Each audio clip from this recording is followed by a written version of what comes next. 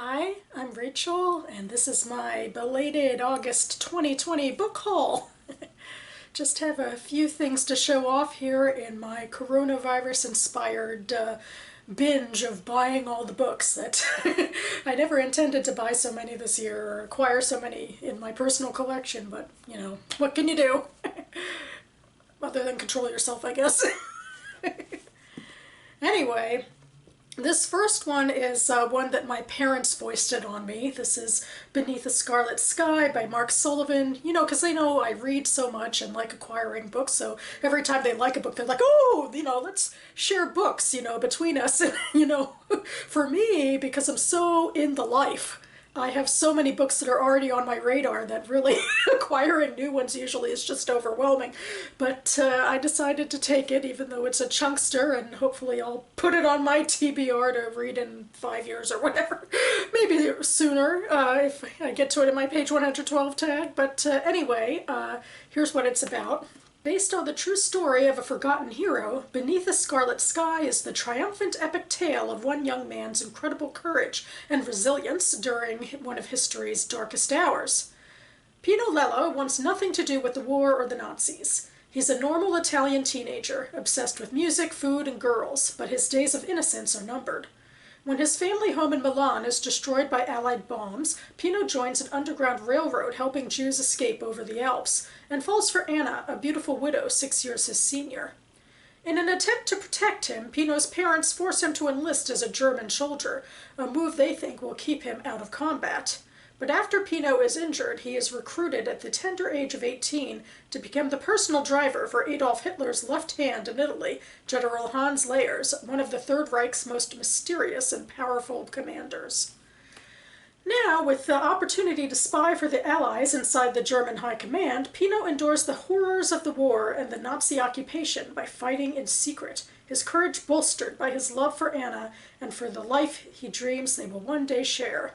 So I can see why this is a chunkster. It has that epic feel. You know, we got war, we got romance, we got, you know, spying from the inside. Yeah, so could be enticing. These next two I acquired from small presses so that I can shout them out a bit. Always excited to give the little guy some press. This is Home Everywhere by Megan McNamara, and it's from Black Lawrence Press. I'll link them down below. And here's the synopsis. Home Everywhere is a suitcase full of souvenirs scavenged from lives liberated briefly from the cares of the world. A random collection of tourists embarks on a 10-day budget trip to parts unknown. The parts are destined to stay that way, while the tourists fixate on the actions and trappings of being alive. In the tradition of pilgrims across the ages, they seek spiritual salvation, physical healing, alluring accessories, and good bargains. Soon their sacred places emerge as elusive versions of home. Private sorrows persist. The daily itinerary holds hints of escape, but in the end, gravity prevails and they head back to normal life. Hopes unrealized and undiminished, their secret dreams following in the jet stream. So I feel like this is going to be a little experimental in a way. I think it might have to do with a cast of characters on a plane. That's kind of the idea I got from it from other places. So it's an interesting way to look at character development, and I'll give it a go. This next one is from a local to me press, Brickhouse Books, which I'll also link below. They've been around for several decades now, and this particular book is called Apple of Sodom by Mary Hoffman. And it's about Emily Crawford, a young American wife and mother, seeking a long overdue self-respect in this absorbing and dramatic portrait of an expatriate family experiencing life in an exotic Arab culture at the start of the 1960s. Revelatory episodes unfold against the entertainments of the well-to-do and influential, among the lives of ordinary citizens and during explorations of ancient cities in the Holy Land and beyond. Kind of run-on-y sentences there, but I like the gist of it, you know, getting to get that perspectives of Americans living abroad, and it looks like they might be heading into Israel for a little bit as well, and I'm always have an eye out for looking at Israeli themes from whatever perspective. This might be from a less Jewish or less secularly Jewish perspective than my usual, but we'll see.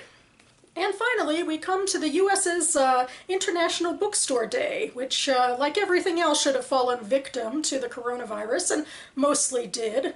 Most years for International Bookstore Day, you know, you can go to stores in person and buy swag in person, and I tend to do that. I've filmed a couple of videos in past years, actually, where I go to 2 bookstores in DC and walk between them, and that's always been a lot of fun. And just take you into those places, but unfortunately it wasn't very feasible this year.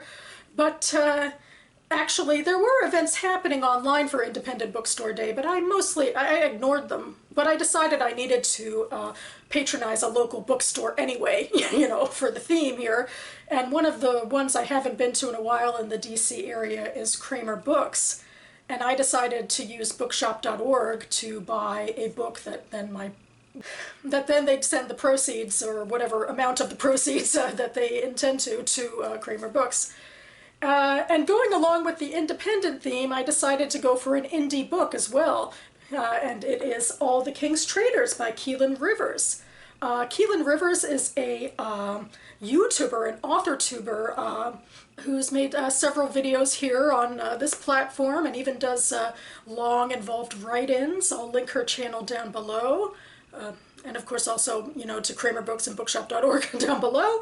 There's, you know, been a lot of author-tubers who have self-published or traditionally published books, but hers sticks out to me particularly. I think it sounds like the kind of really involved fantasy that could be compelling, so I thought I'd give it a go, and so here's how she describes it. Over 1,000 years have passed since the first godstones ripped through the skies and mangled the earth. With their fall came centuries of chaos and destruction, but also immense power. Power that separates humans from gods.